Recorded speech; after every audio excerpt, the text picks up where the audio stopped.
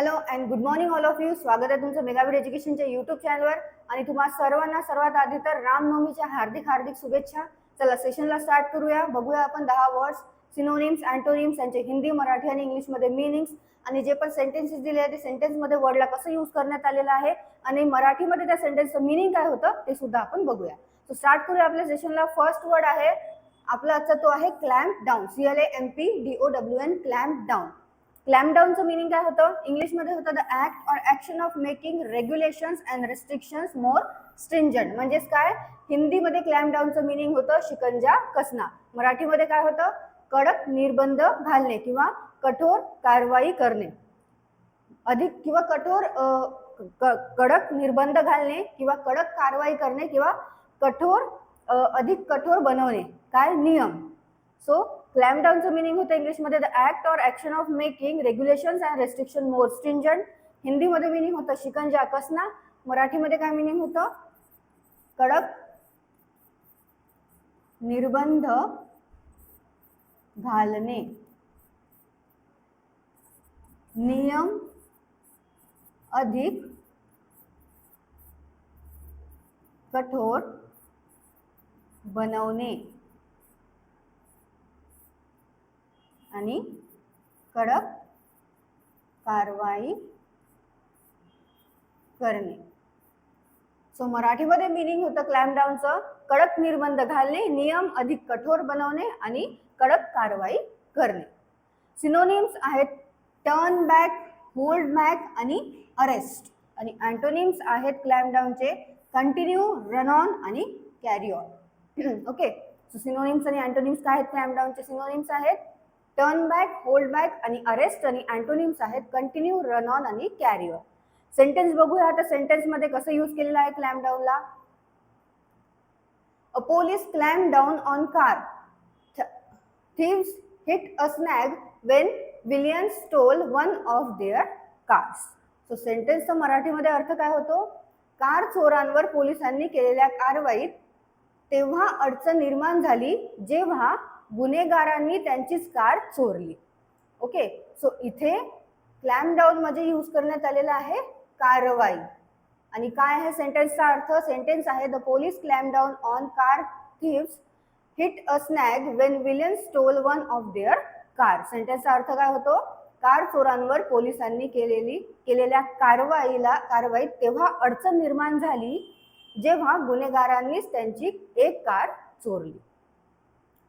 Next word बघूया. Next word आहे kudos. KUDOS, kudos. कुडोसचं मीनिंग होतं public acknowledgement or admiration for an achievement. म्हणजेच काय? तर प्रशंसा करणे, ओके, किंवा स्तुती करणे म्हणू शकतो आपण, वाहवा करणे. त्याला काय म्हटलं जातं? कुडोस असं म्हटलं जातं. आणि कुडोस काय आहे?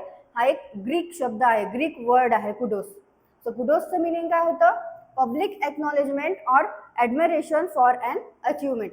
एखादी काही अचिव्हमेंट भेटलेली आहे, अचिव्हमेंट केलेली आहे आपण आपल्या जीवनामध्ये, तर त्याच्याबद्दल आपल्याला वाहवाही मिळत आहे, त्याच्याबद्दल आपली कोणी प्रशंसा करत आहे, त्याला म्हटलं जातं कुडोस. सो हिंदीमध्ये म्हटलं जातं प्रशंसा, मराठीमध्ये सुद्धा प्रशंसा म्हटलं जातं. आणखी काय होतं? शाबासकी, कौतुक किंवा प्रशंसा, स्तुती आणि वाहवा. सो मराठीमध्ये मीनिंग होतं कुडोसचं शाबासकी, कौतुक किंवा प्रशंसा, वाहवा आणि स्तुती. सिनोनिम्स आहेत एप्लॉज, एक्कोलेड आणि ग्लोरी. काय आहेत सिनोनिम्स? एप्लॉज, एक्कोलेड आणि ग्लोरी. सेंटेन्स बघूया आता. There was considerable kudos attach to being on the advisory board. So सेंटेन्सचा मराठीमध्ये अर्थ काय होतो? सल्लागार मंडळावर असण्याशी मोठा मान सन्मान जोडलेला होता. ओके, सो इथे काय यूज करण्यात आलेला आहे? कुडोस म्हणजे मान सन्मान. ओके, मोठा मान सन्मान. सो इथे सेंटेन्स काय आहे? There was considerable kudos attach to being on the advisory board. Advisory board म्हणजे काय होतं? तर सल्लागार मंडळ. तर सो सल्लागार मंडळावर असण्याशी मोठा मान सन्मान जोडलेला होता, असा सेंटेन्सचा मराठीमध्ये अर्थ होतो. नेक्स्ट वर्ड आहे फ्रिव्हलस. FRIVOLOUS, फ्रिव्हलस. फ्रिव्हलसचं मिनिंग होतं लॅकिंग इम्पॉर्टन्स. लॅकिंग इम्पॉर्टन्स म्हणजे काय, तर जे एकदम क्षुल्लक आहे, निरर्थक आहे, त्याला म्हटलं जातं फ्रिव्हलस. म्हणजेच ज्याच्यात काही गांभीर्यच नाही आहे, गंभीर नसलेला, गांभीर्य नसलेला, त्याला म्हटलं जातं फ्रिव्हलस. सो फ्रिव्हलसचं मिनिंग आहे लॅकिंग इम्पॉर्टन्स. हिंदीमध्ये मिनिंग होतं फ्रिव्हलसचं तुच्छ. मराठीमध्ये काय होतं, क्षुल्लक, फालतू किंवा निरर्थक, पोरकट आणि बिनमहत्वाचे.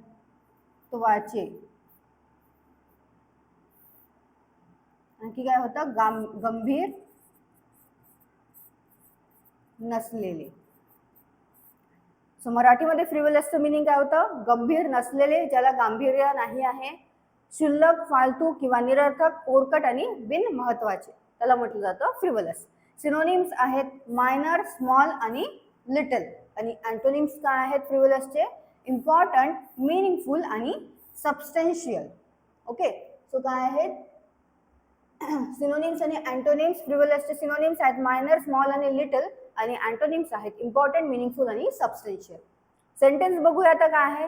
The court discourages frivolous lawsuits. म्हणजेच काय होतं, मराठीमध्ये अर्थ काय आहे सेंटेन्सचा, न्यायालय क्षुल्लक किंवा फालतू खटल्यांना किंवा याचिकांना प्रोत्साहन देत नाही. काय आहे सेंटेन्स, द कोर्ट डिस्करेजेस म्हणजेच काय करतं की प्रोत्साहन देत नाही. डिस्करेजेस म्हणजे होतं प्रोत्साहन न देणे. फ्रिव्हलस लॉ सूट्स. ओके, सो काय आहे सेंटेन्सचा अर्थ, न्यायालय. आता इथे फ्रिव्हलस म्हणजे काय यूज करण्यात आलेला आहे, क्षुल्लक किंवा फालतू. ओके, सो न्यायालय क्षुल्लक किंवा फालतू खटल्यांना याचिकांना प्रोत्साहन देत नाही, असा सेंटेन्सचा अर्थ होतो. नेक्स्ट बघूया. नेक्स्ट वर्ड आहे मोटली. MOTLEY, मोटली. मोटलीचं मिनिंग होतं marked by a variety of usually vivid colours. म्हणजेच काय तर रंगीबिरंगा. हिंदीमध्ये होतं रंगीबिरंगा, मराठीमध्ये काय होतं रंगीबिरंगी. ओके, सो मोटलीचं मिनिंग काय आहे, marked by a variety of usually vivid colours. So रंगीबिरंगी असू शकते, रंगीबिरंगी पोशाख असतात, रंगीबिरंगी कापड असतात, लोकरी असतात, त्यांना म्हटलं जातं मोटले. सो काय आहे हिंदीमध्ये रंगबिरंगा, रंगबिरंगा, आणि मराठीमध्ये अर्थ होतो रंगी बेरंगी पोशाख. जसं तुम्ही कधी गेले असेल सर्कसमध्ये, सो सर्कसमध्ये जो जोकर आहे तो रंगीबिरंगी पोशाख घातलेला असतो, त्याला काय म्हटलं जातं, मोटले असं म्हटलं जातं. आणखी काय तर विविध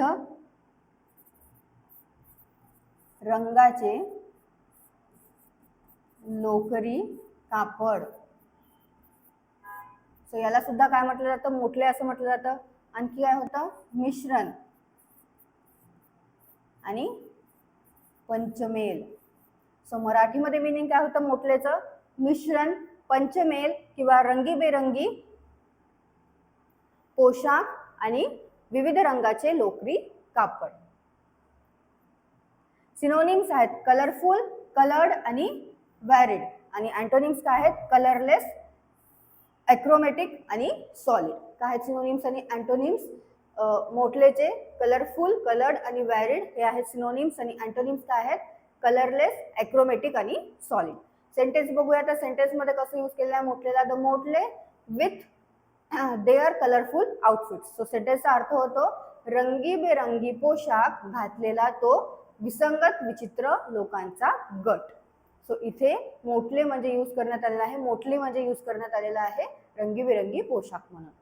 ओके, नेक्स्ट बघूया. नेक्स्ट वर्ड आहे इलिसिट. ILLICIT, illicit. इलिसिटचं मिनिंग होतं contrary to or forbidden by law. म्हणजे जे काय आहे अवैध आहे, जे वैध नाही आहे, बेकायदेशीर आहे, ज्याच्यावर काय आहे जे निषिद्ध आहे, त्याला म्हटलं जातं इलिसिट. सो इलिसिटचं मिनिंग काय होतं इंग्लिशमध्ये, contrary to or forbidden by law. हिंदीमध्ये मिनिंग होतं अवैध, मराठीमध्ये सुद्धा अवैधच असं म्हटलं जातं. आणखी काय म्हटलं जातं इलिसिटला मराठीमध्ये, बेकायदेशीर,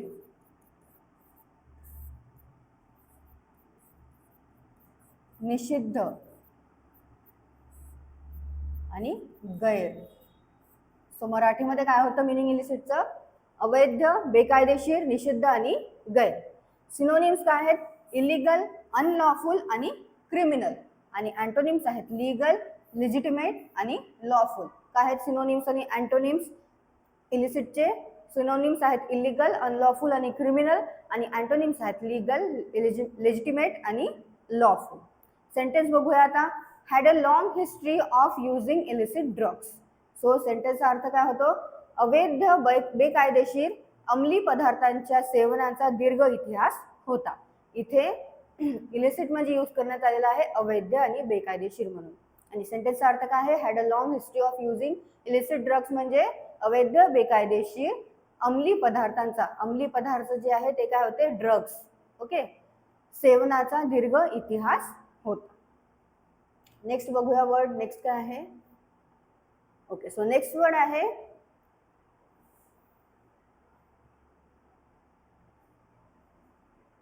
स्वेल्ट. Okay, SVELTE, स्वेटल.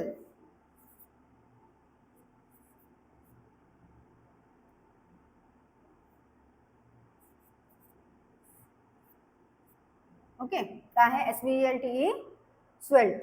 सो स्वेल्टचं मिनिंग काय होतं? SVELTEचं having a noticeably small of body fat, म्हणजे जो काय आहे खूप बारीक आहे. ओके, बारीक आहे किंवा सळपातळ आहे त्याला म्हटलं जातं स्वेल्ट. हिंदीमध्ये काय मिनिंग होतं? दुर्बल. सो स्वेल्टचं मिनिंग आहे having a noticeably small amount of body fat. हिंदीमध्ये मिनिंग होतं दुर्बल. मराठीमध्ये मिनिंग काय होतं? सडपातळ. आणखी डौलदार, नाजूक, बारीक आणि आकर्षक शरीर यष्टी असलेली.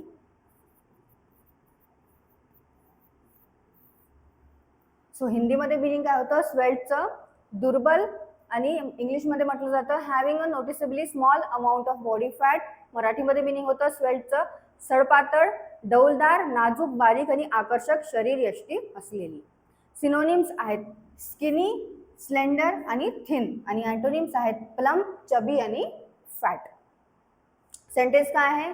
शी was slim, svelte and sophisticated.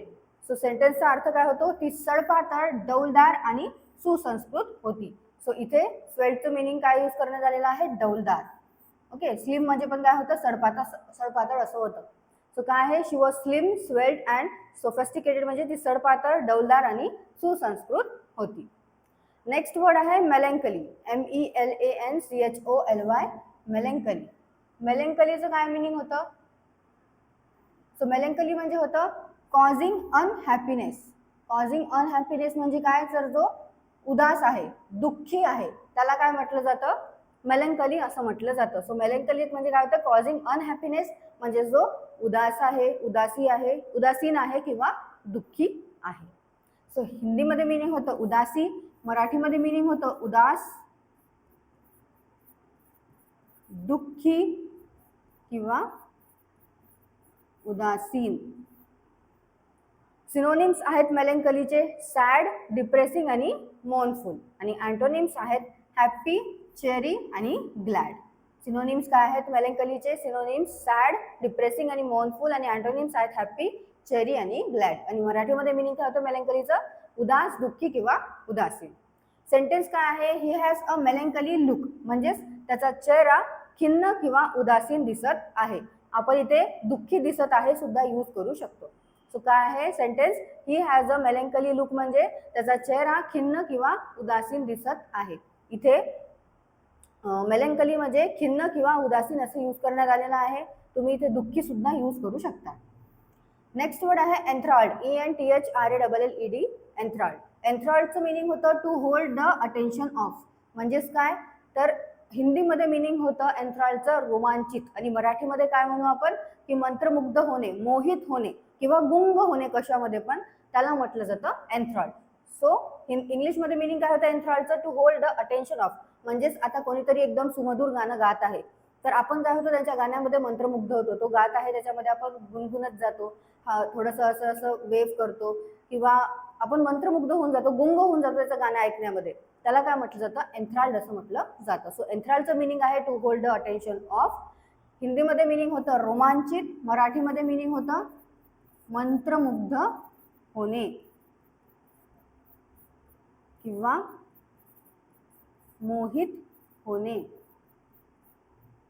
आणखी काय होतं? तल्लीन होणे किंवा गुंग होणे. सो मराठीमध्ये एन्थ्राल्डचं मिनिंग होतं तल्लीन होणे किंवा गुंग होणे, मंत्रमुग्ध होणे आणि मोहित होणे. सिनोनिम्स आहेत इंटरेस्टेड, इंट्रिग्ड आणि फॅसिनेटेड. आणि अँटोनिम्स आहेत बोर्ड, टायर्ड आणि वेअरिड. काय आहेत सिनोनिम्स एन्थ्राल्डचे? इंटरेस्टेड, इंट्रिग्ड आणि फॅसिनेटेड. आणि अँटोनिम्स आहेत बोर्ड, टायर्ड आणि वेअरिड. सेंटेन्समध्ये बघूया आता काय कसं यूज करण्यात आलेलं आहे एन्थ्राल्डला. The baseball game completely enthralled the crowd. So सेंटेन्सचा अर्थ काय आहे? बेसबॉलच्या खेळाने गर्दीला पूर्णपणे मंत्रमुग्ध केले. सो काय इथे यूज करण्यात काय एन्थ्रॉल्ड मध्ये यूज करण्यात आलेला आहे मंत्रमुग्ध केले म्हणून. आणि सेंटेन्सचा अर्थ काय होतो? The baseball game completely enthralled the crowd म्हणजे बेसबॉलच्या खेळाने गर्दीला पूर्णपणे मंत्रमुग्ध केले. क्राऊड म्हणजे होते गर्दी. नेक्स्ट वर्ड आहे रॅपॉर्ट, RAPPORT, रॅपॉर्ट. रॅपॉर्टचं मिनिंग होतं a friendly relationship marked by ready communication and mutual understanding. म्हणजेच काय? तर ताळमेळ असणे किंवा मैत्री संबंध असणे, त्याला काय म्हटलं जातं? रॅपॉर्ट असं म्हटलं जातं. सो रॅपॉर्टचं इंग्लिशमध्ये मिनिंग काय आहे? A friendly relationship marked by ready communication and mutual understanding. हिंदीमध्ये मिनिंग होतं रॅपॉर्टचं तालमेल, मराठीमध्ये मिनिंग होतं मैत्रीपूर्ण संबंध किंवा ताळमेळ. आणखी काय होतं? जिव्हाळ्याचे संबंध किंवा सुसंवाद. ओके. सो रॅपॉर्टचं मराठीमध्ये मिनिंग होतं जिव्हाळ्याचे संबंध, सुसंवाद, मैत्रीपूर्ण संबंध आणि ताळमेळ. सिनोनिम्स आहेत फ्रेंडशिप, सॉलिडॅरिटी आणि कम्युनियन. आणि अँटोनिम्स आहेत ॲलिनेशन, डिसअफेक्शन आणि स्ट्रेंजमेंट. काय आहेत सिनोनिम्स?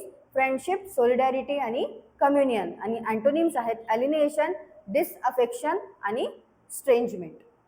सेंटेन्स काय आहे? His good rapport with his students was one of the reasons why the school board named him teacher of the year. So सेंटेन्सचा आधी आपण अर्थ बघूया काय होतो. त्याचे त्याच्या विद्यार्थ्याशी असलेले सलोख्याचे, जिव्हाळ्याचे संबंध. इथे रॅपॉर्ट म्हणजे यूज करण्यात काय आलेला आहे? सखोल्याचे, जिव्हाळ्याचे संबंध. ओके. हेच एक मुख्य कारण आहे, मेन रिझन आहे की ज्यामुळे शाळा मंडळाने, म्हणजेच काय तर स्कूल बोर्डने, शाळा मंडळ म्हणजे काय होते? स्कूल बोर्डने त्याला वर्षातील सर्वोत्तम शिक्षण म्हणजे टीचर ऑफ द इयर म्हणून निवडले. सेंटेन्स काय आहे? His good rapport with his student was one of the reason why the school board named him teacher of the year. मराठीमध्ये सेंटेन्सचा अर्थ काय होतो? त्याच्या विद्यार्थ्याशी असलेले सखोल्याचे, जिव्हाळ्याचे संबंध हेच एक मुख्य कारण होते ज्यामुळे शाळा मंडळाने त्याला वर्षातील सर्वोत्तम शिक्षक म्हणजे टीचर ऑफ द इयर म्हणून निवडले. ओके. हे सेंटेन्सचा अर्थ होतो. आणि इथे रॅपॉर्ट मध्ये यूज करण्यात आलेला आहे जिव्हाळ्याचे संबंध. आणि लास्ट वर्ड आपला आजच्या सेशनचा तो आहे अल्कोव्ह, ALCOVE, अल्कोव्ह. याला प्रोनाउन्स कसं करायचं आहे? अल्कोव्ह. सो अल्कोव्हचं मिनिंग काय होतं? A hollowed out space in a wall. म्हणजेच काय तर खोलीचा एक छोटा भाग जो असतो, कोनाडा जो असतो, त्याला काय म्हटलं जातं? अल्कोव्ह असं म्हटलं जातं. सो अल्कोव्हचं हिंदीमध्ये मिनिंग काय होतं? कोठरी. आणि मराठीमध्ये काय होतं? कोनाडा किंवा खोलीचा छोटा भाग किंवा खाचा, खाच. सो अल्कोव्हचं इंग्लिशमध्ये मिनिंग होतं a hollowed out space in a wall. हिंदीमध्ये मिनिंग होतं कोठरी. मराठीमध्ये मिनिंग होतं अल्कोव्हचं कोनाडा, खोलीचा छोटा भाग आणि खाच. सिनोनिम्स काय आहेत? कॉर्नर, नूक आणि हाऊसिंग. सो सेंटेन्स कसं आहे? The alcove held a couch. So सेंटेन्सचा अर्थ काय होतो? त्या कोनाड्यात भिंतीतील खोल भाग एक सोफा होता. ओके, एकतर तुम्ही इथे कोनाडा यूज करू शकता किंवा भिंतीतील खोल भागात यूज करू शकता. सो काय आहे अल्कोव्ह? The alcove held a couch म्हणजे त्या कोनाड्यात एक सोफा होता किंवा त्या भिंतीतील खोल भागात एक सोफा होता, असं सेंटेन्सचा अर्थ होतो. सो हे परत एकदा तुम्ही वाचून घ्या, नोट डाऊन करून घ्या आणि याची PDF तुम्हाला डिस्क्रिप्शनमध्ये मिळून जाणार, तिथून तुम्ही डाउनलोड सुद्धा करू शकता. आणि आणखी एकदा तुम्हाला रामनवमीच्या हार्दिक हार्दिक शुभेच्छा. तुम्हाला सेशन आवडलं असेल, सेशनला लाईक करा, चॅनलला सबस्क्राईब करा, तुमच्या फ्रेंड्सला शेअर करा. All the best all of friend. Thank you.